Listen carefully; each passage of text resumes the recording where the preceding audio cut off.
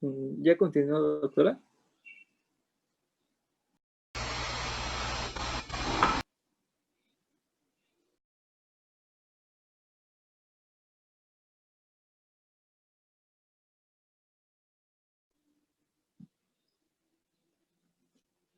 La siguiente, por favor.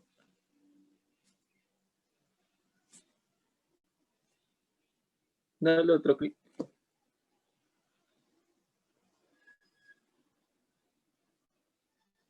Bueno, voy a continuar con los biomarcadores que encontraremos en lo que es en infarto agudo del miocardio con elevación de ST.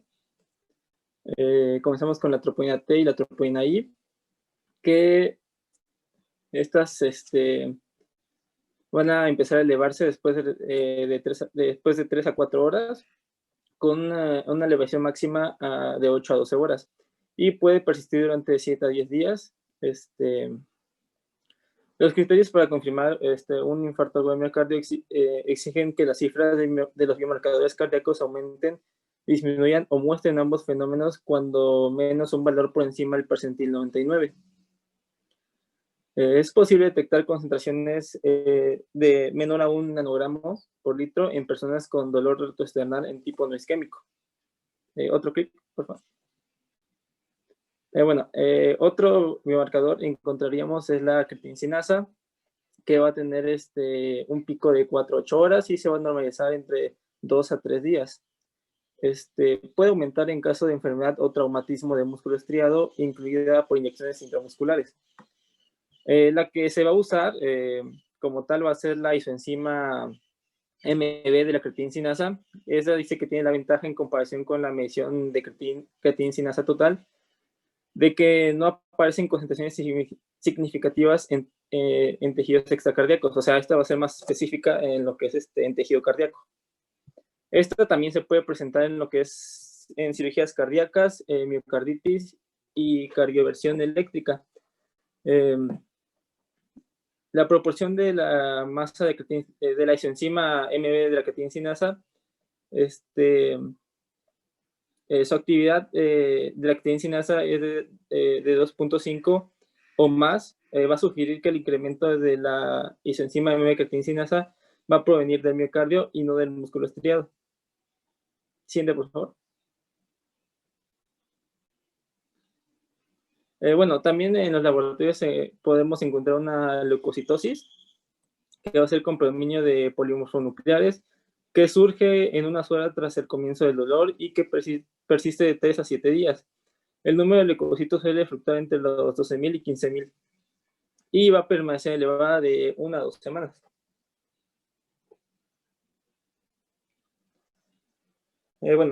Continúo con lo que es el tratamiento en el servicio de urgencias, comenzando con el ácido acetilsalicílico, donde vamos a dar un comprimido de 160 a 325 miligramos masticables. Esto va a actuar... Perdón, ¿Cómo? Una pregunta, Tomás. ¿Esto de las enzimas cardíacas es todo lo que se va a decir de curva enzimática en SICA? Sí, fue lo que encontré en el libro. ¿Me vas a explicar el diagrama que tienes ahí a un lado? Bueno, sí, Es muy importante la curva enzimática para el diagnóstico. Hay 3 criterios diagnósticos. Uno es clínica, otro es enzimas y otro es cambios electrocardiográficos. Y esta curva enzimática que tú tienes aquí, yo pensé que vas a explicar. Yo voy a explicar un poco de eso. Es que también me faltaron una diapositiva donde mencionaba también la morfina y que es para el dolor y también Pero ya morfina es tratamiento, o sea, yo estoy hablando de enzimas. Bueno, sí, cierto. Está desordenado. Ok, dicen que lo van a hablar después. Sí, disculpe, doctor.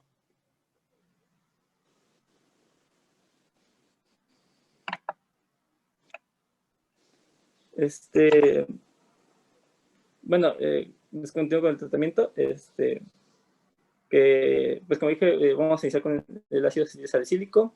Va a actuar de forma que va a inhibir la ciclooxigenasa en las plaquetas, seguida de la disminución de la concentración de termoxano A2. Esta medida debe ser seguida de la administración oral diaria de 75 a 162 miligramos de ácido acetilsalicílico. Bueno, también se va a dar oxígeno, esto solo en caso de que exista una hipoxemia. Se va a administrar por gafas nasales o mascarillas de 2 a 4 litros por minuto en las primeras 6 a 12 horas después del infarto.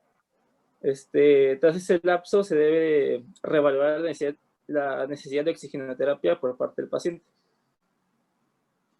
Una observación, me dices ahí que la aspirina son tabletas de 160 a 325 masticables. Bueno, esa es una presentación, no sé en qué país. En México tenemos presentaciones desde 80, 100, 300 y 500 miligramos. Y la dosis, a mí lo que me interesa es que estén conscientes que la dosis necesaria o la dosis efectiva de ácido acetil salicílico en un paciente es desde 75 miligramos en una sola dosis. O sea, si un paciente está con dolor torácico y ustedes sospechan que es angina o que es un infarto, la aspirina es un fármaco que ha realmente beneficiado la curva de mortalidad en estos pacientes, y una sola tableta de 81 miligramos puede ser muy útil, porque la dosis mínima que necesitamos es de 75. No tienen que darle 300 ni 500 miligramos al paciente, a menos que sea diabético. En ellos sí se ha visto que la dosis ideal serían 300 miligramos. Pero un paciente convencional con solo 75 miligramos es suficiente para darle una cardioprotección. Ahora, el oxígeno es parte del tratamiento, como aquí a un lado lo tiene. Parte del tratamiento en urgencias es la aplicación de morfina para el control del dolor. No es válido que estemos manejando diclofenac, naproxen o ketorolaco para el dolor anginoso. Esto se tiene que controlar estrictamente con morfina, mucho menos esteroides. Nada de que, ay, tengo Dexa y le pongo Dexa. Esos fármacos predisponen al adelgazamiento del músculo y las perforaciones. Entonces, si se va a controlar dolores con morfina, el oxígeno se coloca para mejorar la perfusión, y el objetivo es mantener una saturación por arriba del 90%. No todos los pacientes llegan desaturando, o sea, no a todos se les tiene que poner oxígeno 24, 48, 72 horas. Se les pone en el evento agudo, y después, si el paciente satura menos de 90, se mantiene, pero si no, se puede retirar, ¿sí? Las primeras 6 horas es necesario, y después de eso hay que valorar si el paciente satura más de 90%. Y bueno, me imagino que nitroglicerina lo van a comentar adelante. Sí, doctor. Sí, bueno, pues la nitroglicerina, bueno, lo que encontré en el Harrison, pues se puede administrar hasta 3 dosis de 0.4 miligramos a intervalos de 5 minutos. Nos va a ayudar a disminuir o eliminar el dolor retroesternal, y va a reducir la demanda de oxígeno por medio del miocardio, y por lo tanto va a disminuir la precarga y va a mejorar el aporte de oxígeno al miocardio. Bueno, tenemos como contraindicaciones que no debemos darlo cuando hay una hipotensión arterial sistólica menor a 90 miligramos de mercurio. También si, bueno, mencionaba que si había sospecha clínica de infarto en la cara inferior en el electrocardiograma, aumento de la presión venosa yugular, auscultación pulmonar limpia e hipotensión. También se mencionaba que estaba contraindicado en los pacientes que hayan ingerido un inhibidor de la 5-fosfodiesterasa como tratamiento de la disfunción eréctil en las últimas 24 horas, ya que dice que pues agravaría, bueno, potenciaría la nitroglicerina. Siguiente, por favor. Y bueno, con la morfina, pues la usaremos para el dolor. Dice que puede disminuir la constricción arteriolar y venosa mediada por impulsos simpáticos, y por ello producir una estasis sanguínea en el sistema venoso, que va a disminuir el gasto cardíaco y la presión arterial. Bueno, ceden con rapidez y se elevan las extremidades inferiores, pero en algunos pacientes se necesita la expansión de volumen con solución salina intravenosa. Bueno, esto es por si tenemos algún efecto no deseado. En caso de una, me parece que era una hipotensión. Bueno, sí, tiene un efecto vagotónico y puede ocasionar bradicardia o bloqueos avanzados con la conducción cardíaco, especialmente en individuos con infarto inferior. Este problema lo podemos solucionar con atropina, como menciona aquí, con 0.5 por vía intravenosa.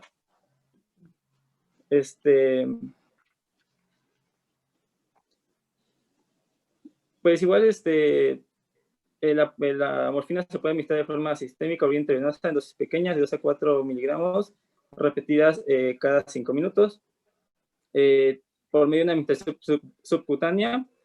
Y bueno, en caso de la administración subcutánea, la absorción de la morfina puede ser impredecible. Por eso se recomienda que sea de forma intravenosa. Bueno, sí, también mencionaba que, bueno, como lo encontré como sustituyente de morfina, algo así, que se puede usar los betabloqueadores adrenérgicos.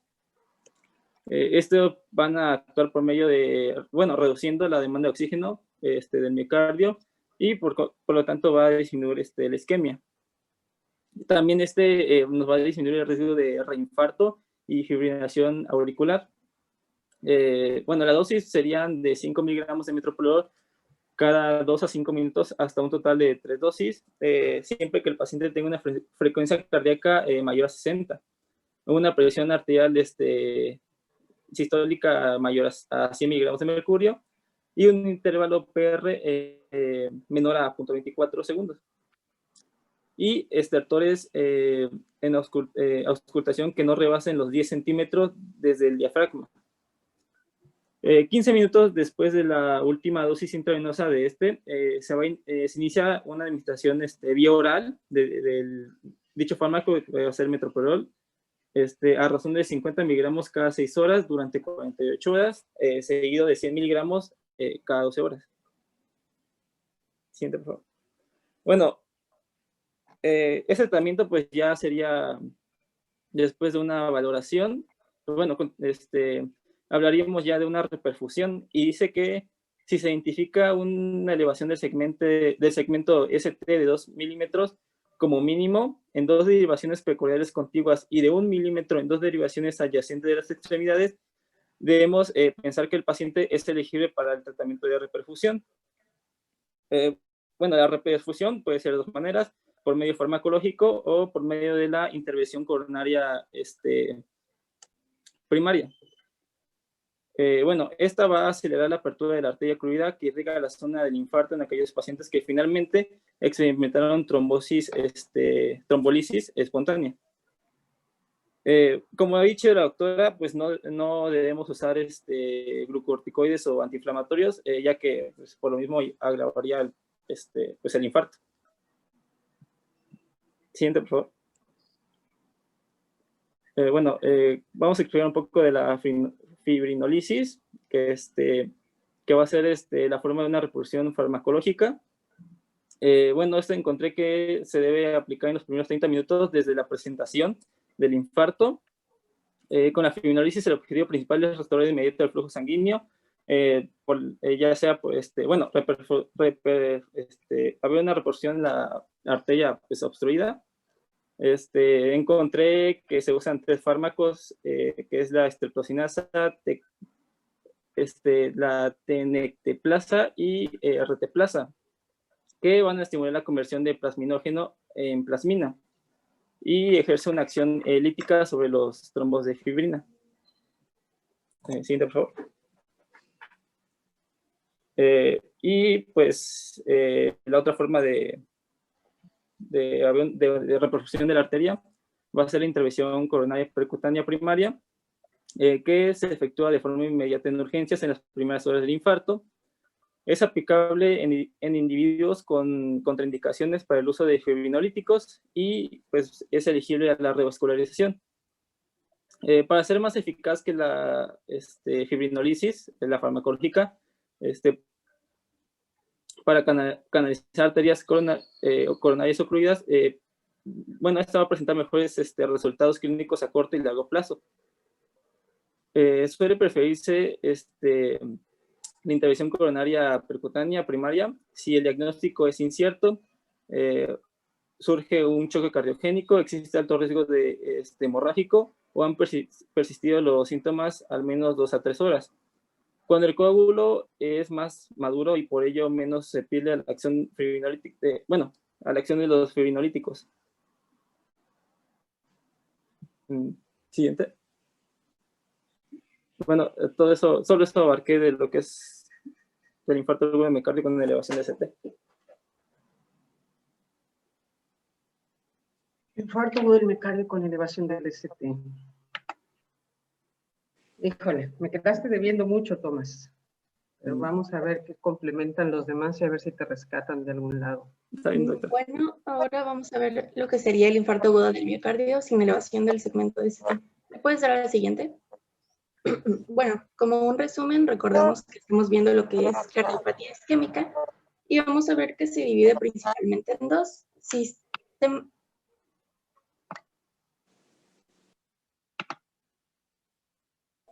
Tu micrófono, Carlita. Perdón, es que le piqué sin querer.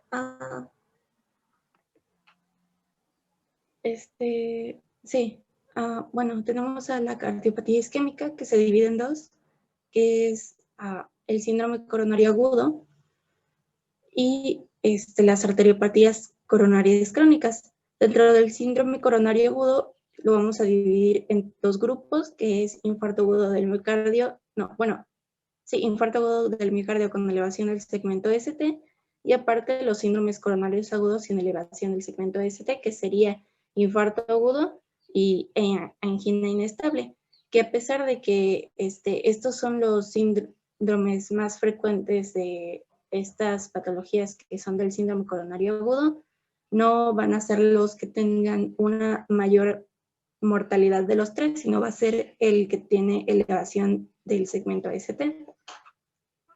La siguiente, por favor.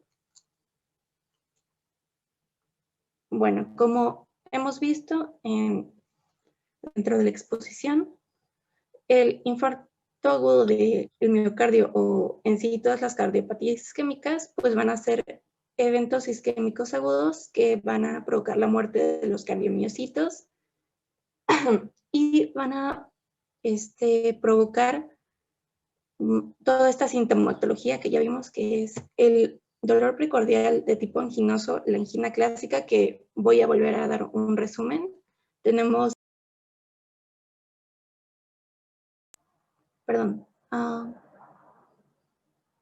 sí, y las características de este síndrome coronario agudo es que vamos a tener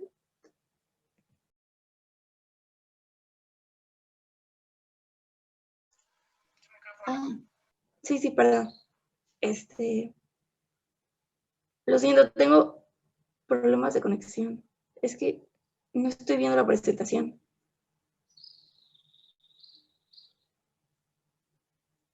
Un momento, espérame.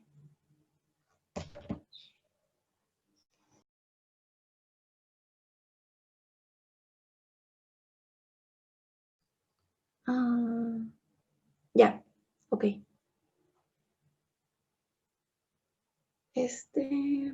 Bueno, como decía, las características del síndrome coronario agudo van a ser dos principalmente, la sintomatología, y vamos a encontrar en el electrocardiograma los cambios electrocardiográficos corresponden al infradesnivel del segmento ST, o también lo vamos a encontrar como la inversión de la onda T, y aparte, marcadores de necrosis miocárdica. La siguiente, por favor.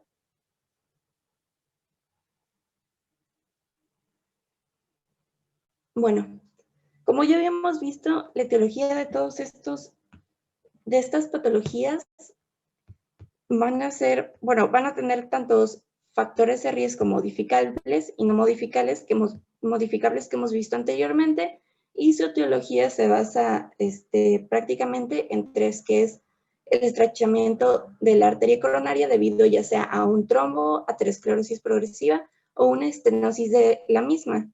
También podemos encontrar como menos frecuentes vasoespasmo y causas secundarias. La siguiente, por favor.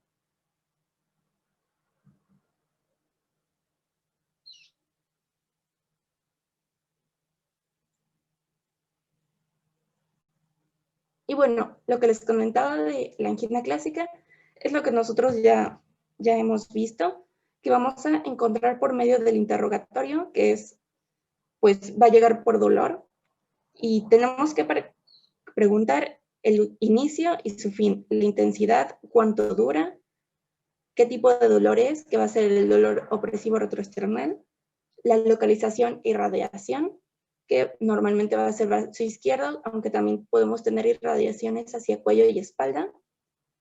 ¿Qué es lo que lo agrava? Que sería el esfuerzo. ¿Y qué otros síntomas acompañan a esta sintomatología? Normalmente lo que vamos a encontrar es que lo van a definir como una intensidad que suele variar, pero la vamos a encontrar que la mayoría de los pacientes lo van a interpretar como un 10/10, aunque vamos a tener patologías que nos pueden afectar esta intensidad, que va a ser la diabetes, por esto de la neuropatía.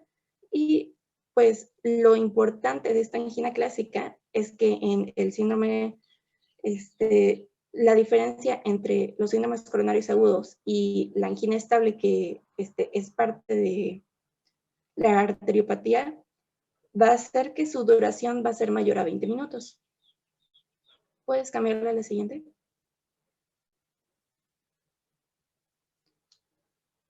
Bueno, el electrocardiograma va a ser el registro de la actividad eléctrica del corazón y se va a tener que llevar dentro de los primeros 10 minutos de que se nos presente el paciente. Y lo que vamos a encontrar aquí es que... esperen. Uy, no, es que no veo la presentación. Bueno, no importa. Tenemos que interpretar el electrocardiograma, pedirlo, interpretarlo. En los primeros 10 minutos llega el paciente a urgencias y nosotros lo que vamos a encontrar es que ya dentro de 2 derivadas o más vamos a encontrar lo que es el descenso del segmento ST, ya sea horizontal o con pendiente, mayor o igual a 0.5 milivoltios en 2 o más derivaciones contiguas. Y también vamos a encontrar, juntado a esto o no, lo que son las ondas negativas, también en 2 derivaciones contiguas con ondas R prominentes. ¿Puedes cambiarle a la siguiente?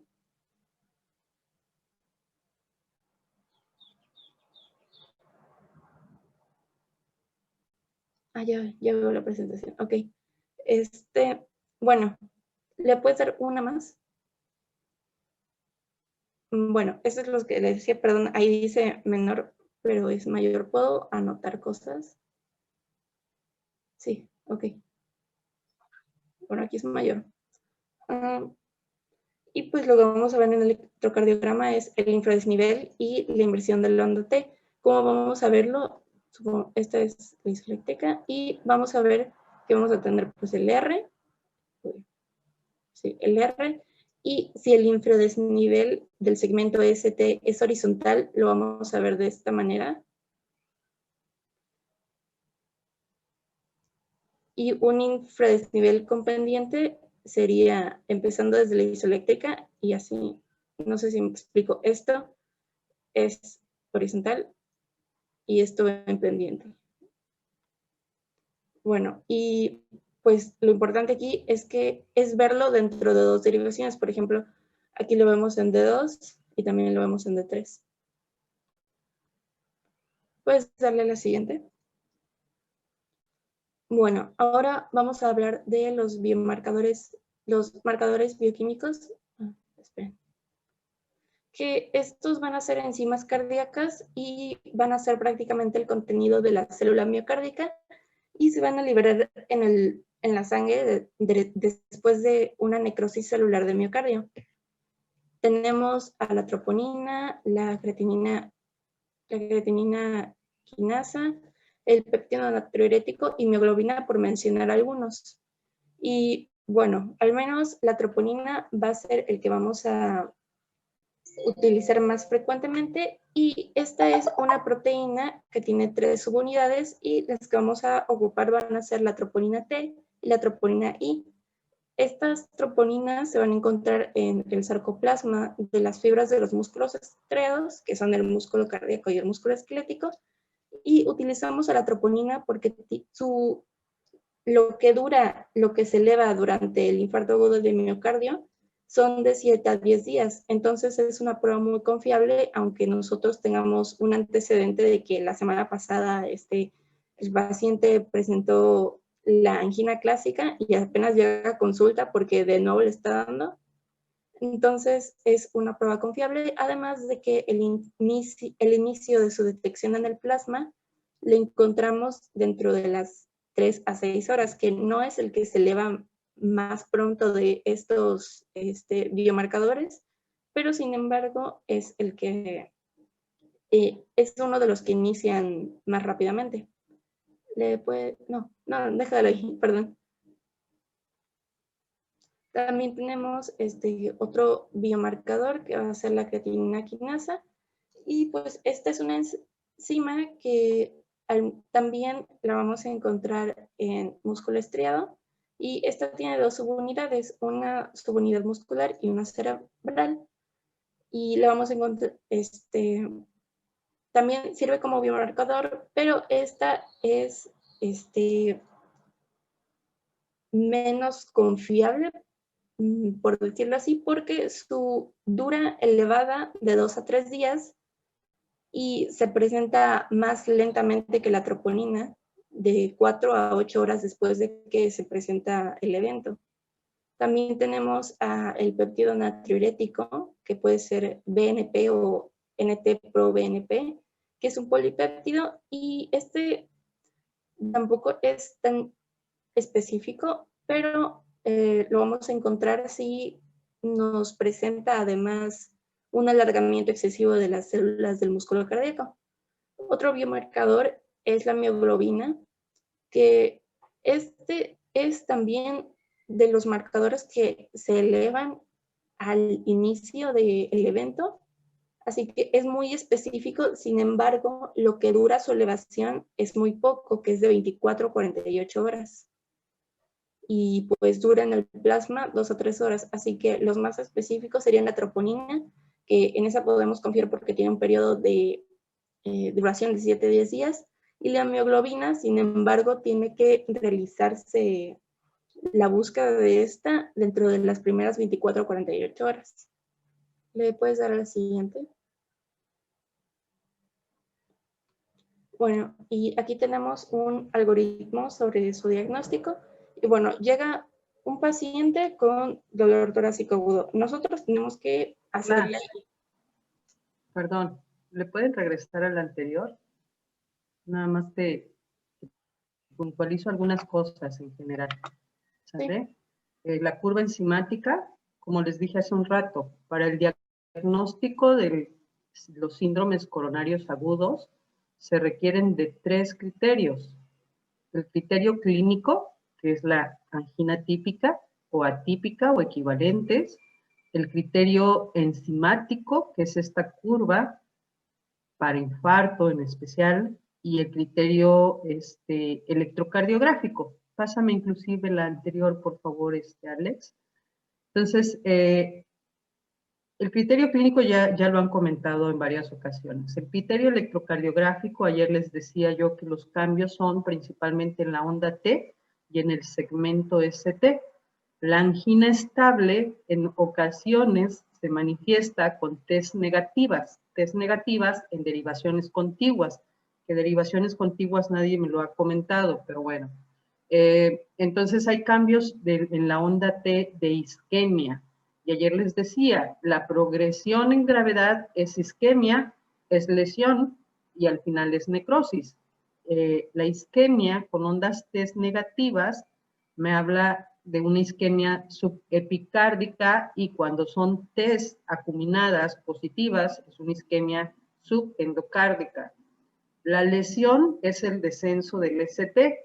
Un descenso del ST nos habla de lesión subendocárdica y un ascenso del ST nos habla de lesión subepicárdica. La lesión subepicárdica es más grave que la subendocárdica y después de la lesión subepicárdica pues viene la necrosis, ya la aparición de una onda Q por un infarto con elevación del ST, como ya lo comentó Tomás.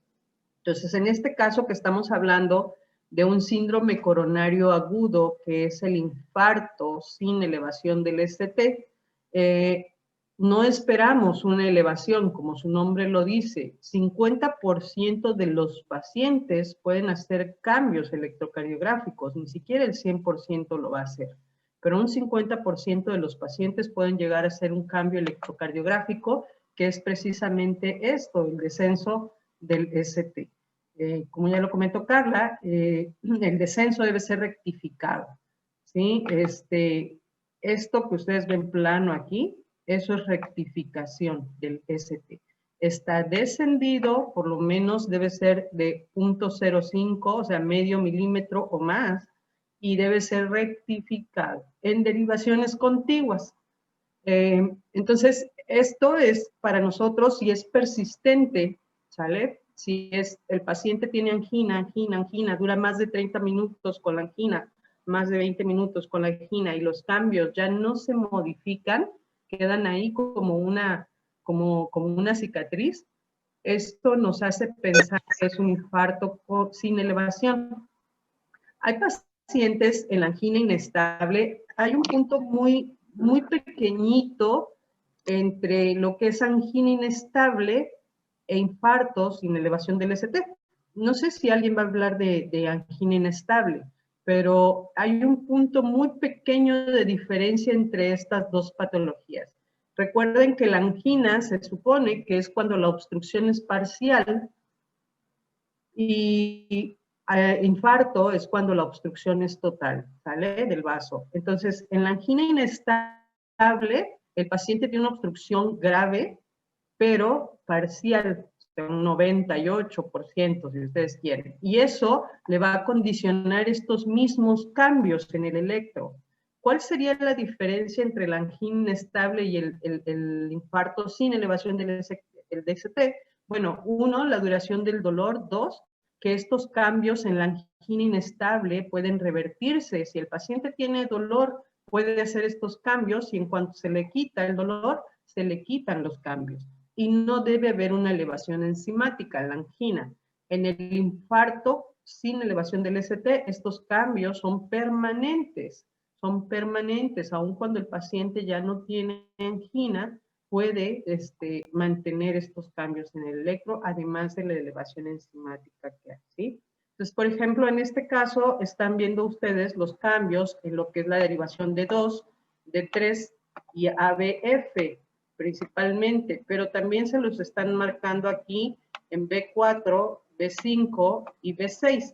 Es decir, esto es cara lateral baja, B5, B6 son cara lateral baja, y de 2, de 3 ABF es la cara inferior. Este paciente, si es un infarto, sin elevación del ST, sería un infarto en la cara inferolateral, ¿sí? Este paciente estaría teniendo un infarto inferolateral, que obviamente esto lo voy a definir en base a la sintomatología del paciente y a los cambios del electro, así como la curva enzimática.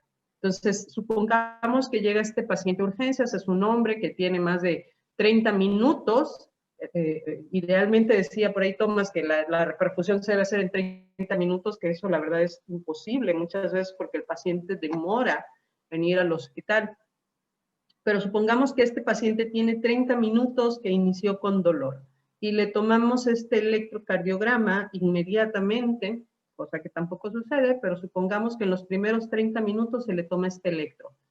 Con solo esto, ustedes no pueden definir si lo que el paciente tiene es angina o es infarto, porque en este momento tiene dolor todavía y tiene cambios en el electro.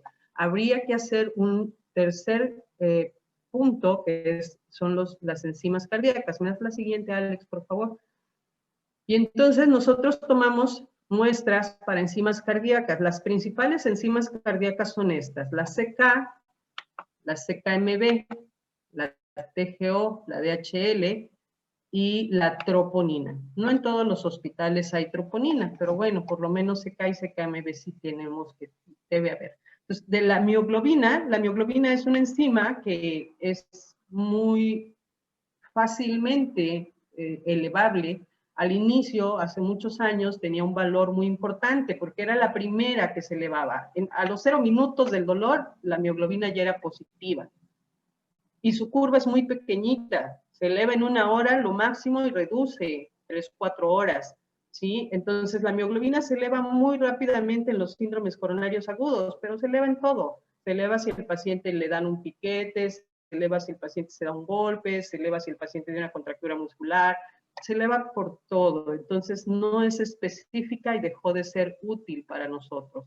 Es la primera enzima, la mioglobina es la primera enzima que se eleva, pero no es específica de corazón, entonces solamente es una enzima muscular y no la utilizamos. Después de ello viene la CKMB, la CKMB y la troponina son las siguientes que se elevan, pero estas se elevan aproximadamente a las 3 horas de haber iniciado el cuadro de dolor del paciente. Entonces, si este paciente llega con nosotros con 30 minutos de evolución y le tomamos enzimas cardíacas y nos salen negativas, tampoco nos dice que no sea un infarto, simplemente que lo estamos tomando en un momento muy temprano, porque estas dos se van a elevar en las primeras 3 o 4 horas. ¿Okay? Pero bueno, una vez que se empieza a elevar la CK, la CK tiene una subunidad que es la MB. La CK total tampoco es específica de corazón.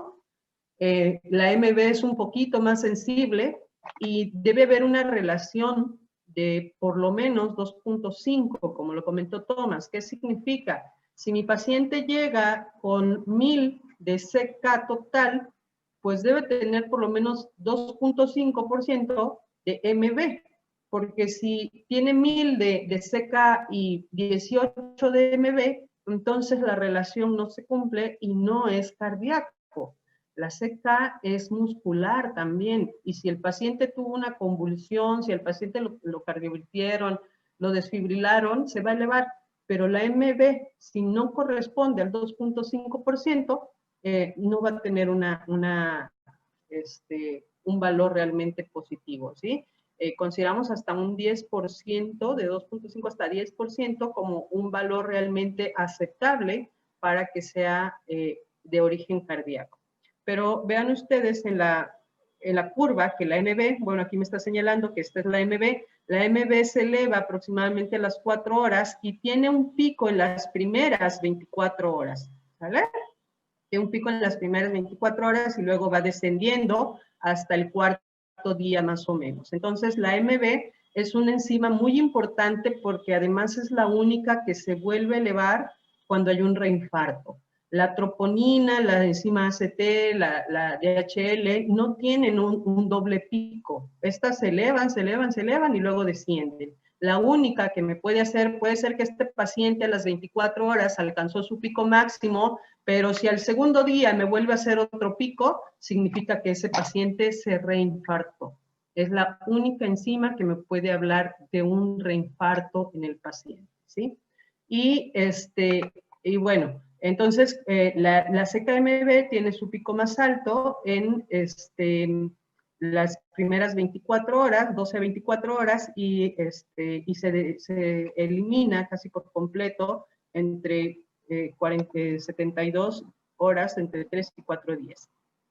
La troponina igual tiene un ascenso mucho más lento. Esta tiene su pico máximo más o menos a los 3 días y medio, y de ahí desciende lentamente hasta casi los 14 días. Hasta los 14 días podemos ver positiva a la troponina. Entonces, si un paciente llega conmigo al hospital y me dice que está con falla cardíaca, que tiene disnea, que tiene edema, y en el electro me aparece que el paciente ya tuvo un infarto, y entonces yo interrogo dirigidamente al paciente, ¿cuándo tuvo dolor en el pecho? Y me dice, fue hace una semana.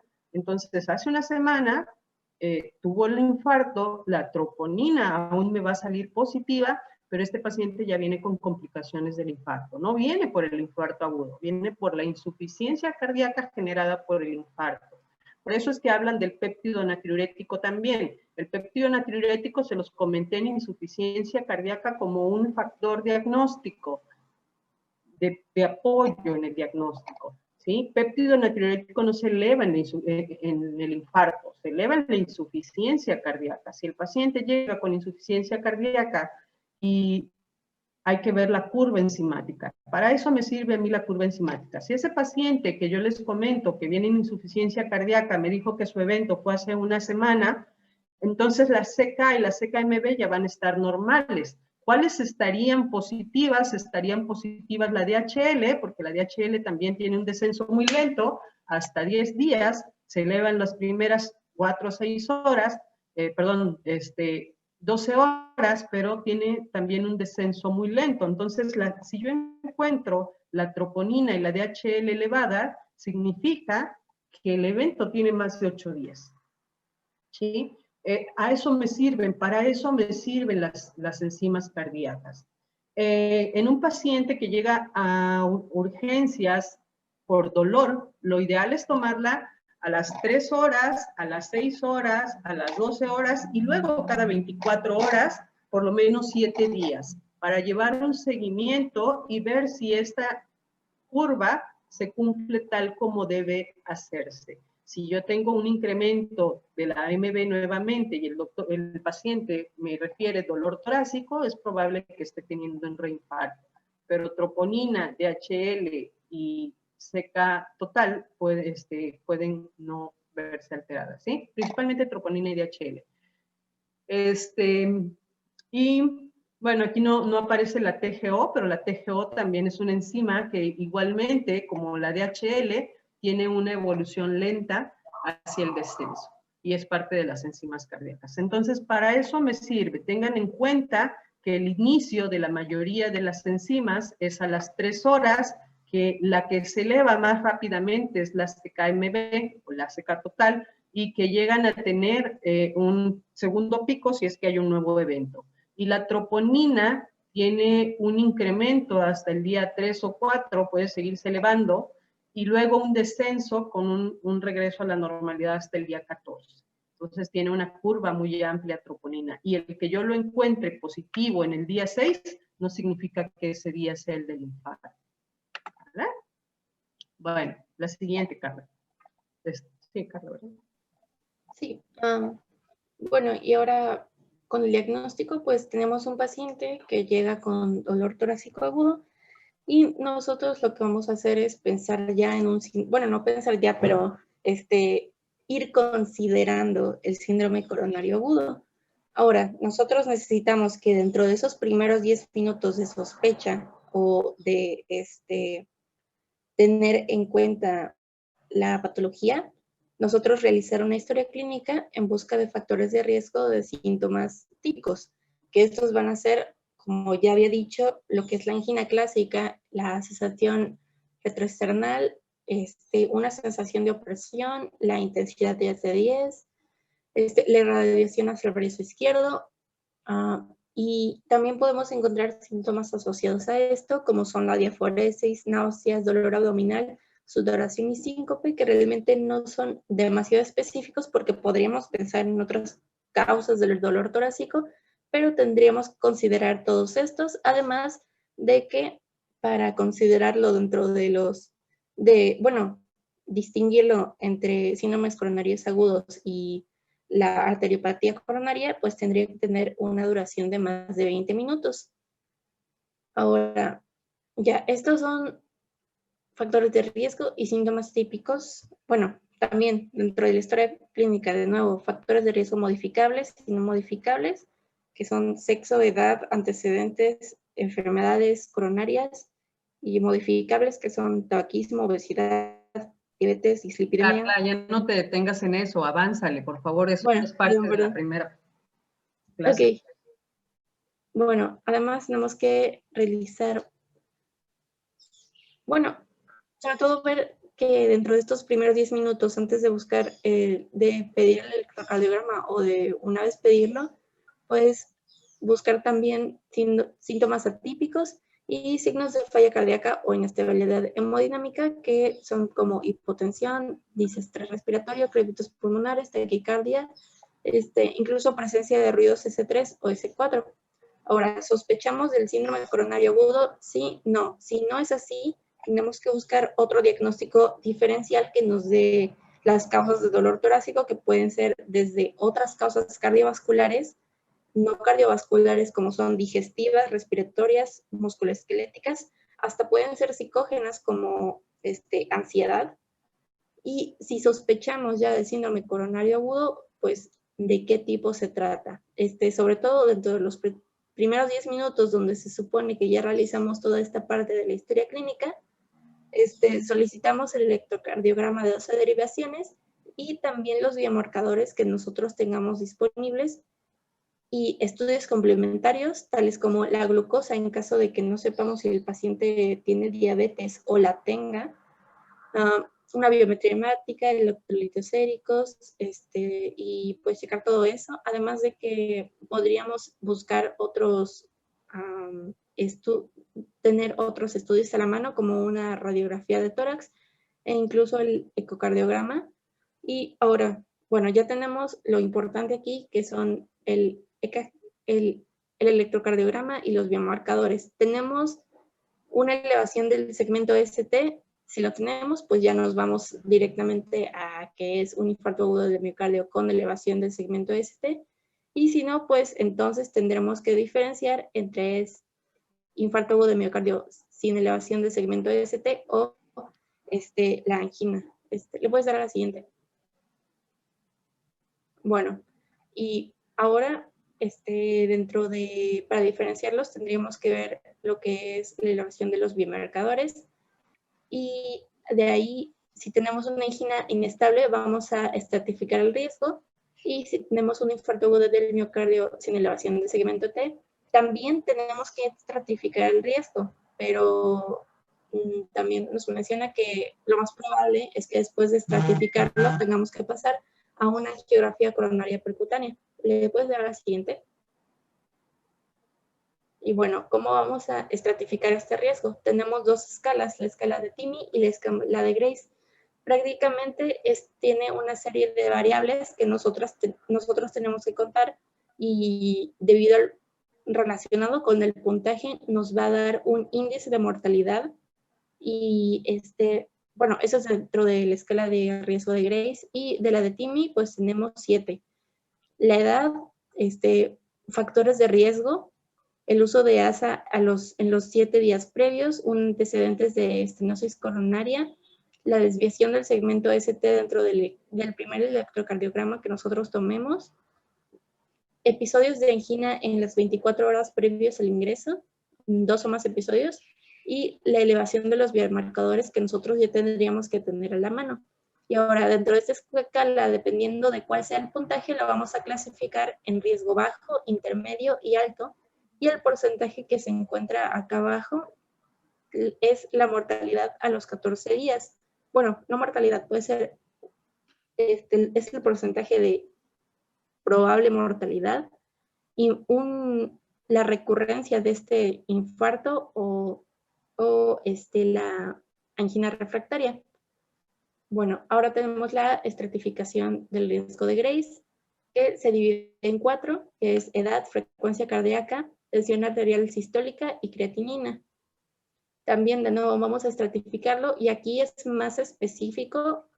Tenemos que, si tenemos un paciente de 40 a 49 años, tenemos 18 puntos. Si lo tenemos con una frecuencia cardíaca menor a 70, no tenemos puntos así, como tal. Si tenemos una tensión arterial sistólica menor a 80, tenemos 63 puntos y una creatinina con un rango menor a 0.39 es igual a 2 puntos. Y conforme a esta categoría también la vamos a clasificar en riesgo bajo, intermedio y alto. Y realmente la mortalidad que nos da aquí en la escala de riesgo de Grace es menor a las que nos da la interpretación de TIMI, pero esto es por lo mismo de que es más específica. Entonces, en un riesgo bajo, intermedio y alto, realmente la mortalidad es menor a la escala de TIMI, pero tenemos tanto la mortalidad hospitalaria como la mortalidad a 6 meses. La siguiente, por favor. Déjame esa. Ok. Antes de que sigas con Kili, estas dos escalas son, bueno, la de Grace la pueden encontrar en cualquier calculadora digital. La de TIMI es muy fácil, es para estratificar angina inestable, como bien lo comentó Carla. Si mi paciente llega con cambios en el ST, pero no de elevación, sino de descenso, tengo que definir si es angina inestable o es infarto.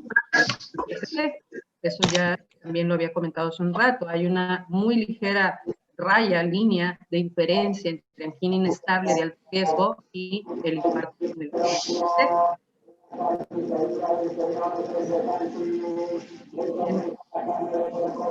Apáguenme ese micrófono. Ya. Entonces, esta escala de TIMI, ok, entonces si el paciente llega con cambios en el ST y una duración de tiempo en el tope entre angina e infarto, hay que definir qué tipo de evento coronario es ese. La angina inestable, entonces, tenemos que estratificarla en 3 categorías. Angina inestable de riesgo bajo, de riesgo intermedio o de riesgo alto. ¿Riesgo de qué? De esto que comenta aquí, el MACE. El MACE es muerte, infarto o angina refractaria, ¿sí? Entonces, ¿qué tanto riesgo tiene ese paciente de avanzar a una complicación? Entonces, la angina de bajo riesgo es cuando tenemos de estos 7 valores que ya comentaron, tenemos 1 o 2. El de riesgo intermedio es 3 o 4 y el de riesgo alto es más de 5. Entonces, es una escala muy fácil de aprenderse. Yo puedo saber desde el interrogatorio la edad de mi paciente, el que tenga 3 o más factores de riesgo cardiovascular, si utiliza aspirina o utilizó aspirina en los últimos días, si tiene algún procedimiento previo que me indique que ya tiene esclerosis coronaria, si el AST tiene un desnivel, si hay últimos episodios de angina en las últimas 24 horas y si hay elevación de biomarcadores. Entonces, todos esos puntos son muy fáciles de obtener al llegada del paciente. Y yo puedo estratificar en base a este puntaje si mi paciente tiene riesgo bajo, intermedio o alto. No tanto para en ese momento definir el porcentaje de MACE, sino para definir el tratamiento. Un paciente con angina inestable de bajo riesgo puede llegar a tener un tratamiento conservador, en hospital obviamente, pero conservador. El paciente de riesgo intermedio es el que está en el punto medio donde no sabemos si darle un tratamiento conservador o llevarlo a una sala de hemodinamia a hacer un procedimiento. Y el angina inestable de alto riesgo es el equivalente de un infarto sin elevación del ST. Es muy pequeña la diferencia entre angina de alto riesgo e infarto sin elevación del ST. Entonces, estos pacientes de angina inestable de alto riesgo deben ser llevados a una sala de hemodinamia prontamente, ¿sí? Entonces, si no tenemos una sala de hemodinamia, pues estos pacientes no se trombolizan. Los pacientes con angina y sin infarto, y con infarto sin elevación del ST, no se trombolizan. Estos pacientes se deben tratar simplemente con hemodinamia y si no hay hemodinamia, pues conservadoramente. Y el Grace también es otra escala que ya tiene más involucro de otras condiciones y que esta ya con más calma podemos utilizarla para estratificar los puntos del MACE. Mortalidad, angina, infarto, ¿sí? Y que nos van a hablar de pronóstico en el paciente. Muy bien, listo. Bueno, y tenemos... ¿le puedes dar la anterior? Bueno, tenemos otra escala que es la de Philip, pero no entendí si esta se le suma también a la escala de riesgo de Grace, porque en un artículo que leí así lo tomaba, o si es aparte. Es una clasificación aparte que nos habla de insuficiencia cardíaca en el paciente con infarto con elevación del ST. Esta es una escala de Philip y Kimball y, por ejemplo, nos habla en la clase 1, hay cuatro episodios, etapas del Philip Kimball. El 1 es el paciente con infarto que no tiene congestión pulmonar, ¿sale? La clase 2 es aquel paciente que tiene estertores crepitantes, pero no tiene más, o sea, tiene estertores en las bases, tiene un tercer ruido, tiene taquicardia, pero no es una insuficiencia cardíaca que le estén inestabilizando hemodinámicamente. El grado 3 es una persona que puede tener igual estertores, derrame, inestabilidad hemodinámica, hipotensión, sin mayor complicación, ¿no? O sea, hipotensión, pero todavía una cifra de 160, algo hemodinámicamente soportable. Y la clase 4 de Philip y Kimball es aquel paciente que llega en choque cardiogénico por congestión, por el infarto y con congestión, ¿sí? Estos pacientes que llegan en choque cardiogénico tienen una mortalidad hasta del 80%. Entonces, también nos hablan de un pronóstico y una mortalidad, pero en la infarto con elevación del ST asociado a insuficiencia cardíaca. ¿Qué sigue, Caro? Ok, bueno, entonces, ¿le puedes dar al siguiente? Perdón, quitarla. Ya son las 8, no me di cuenta. Las 8:01. Okay, sí. Entonces, nos quedamos en esa diapositiva, por favor. Ok.